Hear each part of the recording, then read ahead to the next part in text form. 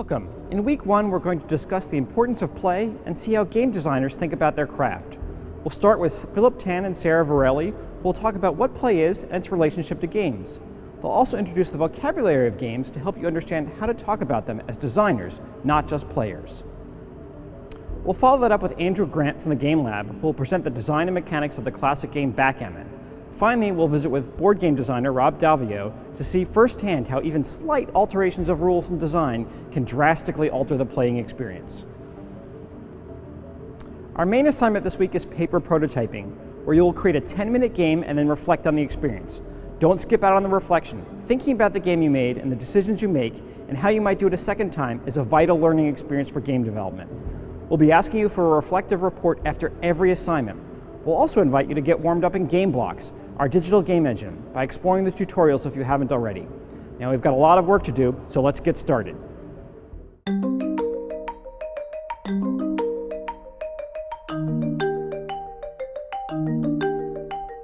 Hi, I'm Philip Tan. And I'm Sarah Varelli at the MIT Game Lab. This is where we work, this is where we play, and this is where we make games. And we're going to be talking a little bit about what's a game, what is play. So what's a game to you, Sarah? Well, a game is for me, it's an organized form of play. Mm-hmm. It's one where I have a set of rules that I know and I'm following them to achieve a particular goal, winning the game, or in my case, more often, losing the game. And I usually play it with several other people, particularly when I'm looking at board games and card games. So if there's a version of play that's really structured that you find in games, then there's probably a version of play that's not structured, right? What's that like? That might be more like when you're playing at a playground, when you just watch kids running around, and they'll be running around in circles 1 minute and climbing on the swings the next, and going over the structure the next. That's all play. But it's not structured, and if there are any rules, I have no idea what they are, and I don't think anybody else playing on the playground does either. Yeah, I have a 3-year-old, and she's creating new rules, but it's pretty much whatever comes to her mind at that point of time of what she wants to do. And I think there's something powerful about that state of mind, right? You know, it's like there's a certain freedom that makes you not have to worry about what's happening outside that playground, or beyond that ball that you've got in your hand. It seems to me that play is, in one way, doesn't really serve any kind of purpose. You know, it's like there's no real world benefit out of play, other than maybe a little bit of exercise. Except that play can also have a lot of learning in it.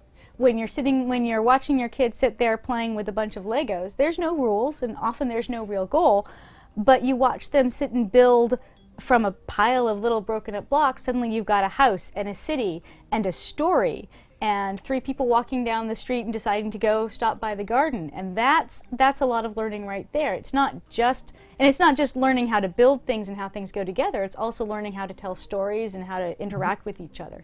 That's powerful. Oh yes, there's the social element of play, just like trying to use a playful group of people to figure out how you get along and how you issue challenges and how you rise to those challenges, and also just how you reinforce relationships, I guess. Certainly my toddler learned how gravity works through play, and I guess it's a good way to learn how various things in the world also work. If you're tinkering with, say, a broken watch or something like that, and you're having a lot of fun, even though you may not be aiming to ever use that watch, but you're just trying to figure out how it works. You're kind of in a playful state of mind, right? And suddenly you're learning how all those springs and things work together. Mm-hmm. So it sounds like play is really conducive to learning. Mm-hmm. But let's get back to games a little bit, because let's talk about that structure that you're describing. Mm-hmm. Because there's learning in games as well. There's at least learning on how to play a game. But then, when you sit down to play a game, like a board game or a card game, you'd think that you've learned everything right from the beginning, right? You read through the rules, you know everything about a game. I think somebody who thinks that has never played Go. I can give you the rules for Go in about a minute or two. You put down a black stone or you put down a white stone and you try to surround your opponent's stone. But there are people who have spent a lifetime mastering Go. Mm-hmm. So there's something about a game that emerges out of all of the rules that you see written down on a piece of paper or maybe off the website. That's more complex than that set of rules looks like. All of a sudden, when they start interacting, you've got this system that creates more complex interactions than you can just explain by looking at a piece of paper. So if we have rules on one end, which are the things that you write down and you explain to people, and then you have a system on the other hand, which is all the complexity of everything that could happen in a game. Do we have something to describe a concept in between? That sounds like a mechanic, which is the way that a game, which is the way actions get expressed in a game. The actions taken by players, and in some games, the actions taken by the game themselves. So when a player uses a bunch of rules to change something in a game, that's a mechanic? Yeah. Let's get some examples of that. What are some games, maybe well-known games, that have well-known mechanics? Well, lots of people have played the game Go Fish. In Go Fish, each player, it's played with a deck of regular playing cards. Each player has a hand of 5 or 6 cards, and you look at your cards and you're looking for pairs, but you're trying to get pairs out of your opponent's hand. And so you ask them, you look at your hand and you see an 8 and you say, do you have an 8? And if they do, they say yes, they give it to you, or else they say go fish. So there's a mechanic for you to get cards out of your player's hands, out of the other player's hands, and put pairs down. And then how about things that happen right at the beginning of the game? Say when you play Go Fish, there's this whole like shuffling and dealing things out. You know, that's also kind of a way of establishing how a game is about to start. But there's this process, a set of rules again to be able to get the game. So that's framing the game. That's the setup for the game. And I suppose that those are sort of the mechanics of how you get the game started. So there'd be mechanics for how you get the game started as well as how you play the game. So now, mechanics aren't just about the things that you can do, right? Sometimes they describe things that you can't do.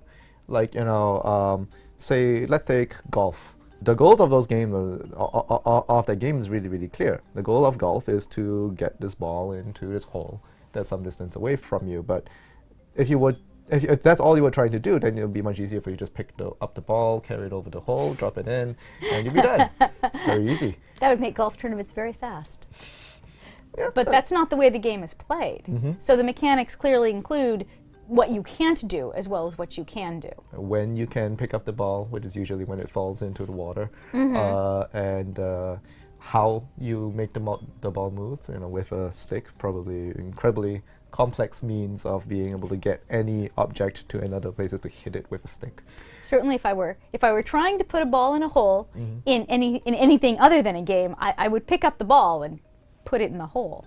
And now there's a difference for a game like golf and a game like pool, where ostensibly, if I were just to describe it verbally, they're not that different. You hit a ball with a stick and it goes in a hole. Yeah. Yeah, but the way you use the stick and the type of stick you use are all very different. And again, that's defined in the rules of the game, which ends up giving you a different set of mechanics for both games and a very different feel for the way both games are played. So in other words, rules can define, say, the kind of stick, whether you're using a cue or a golf club, but then mechanics describe what you do with that, because that's something that the player is going to do and then be able to try to achieve victory or fail to achieve victory.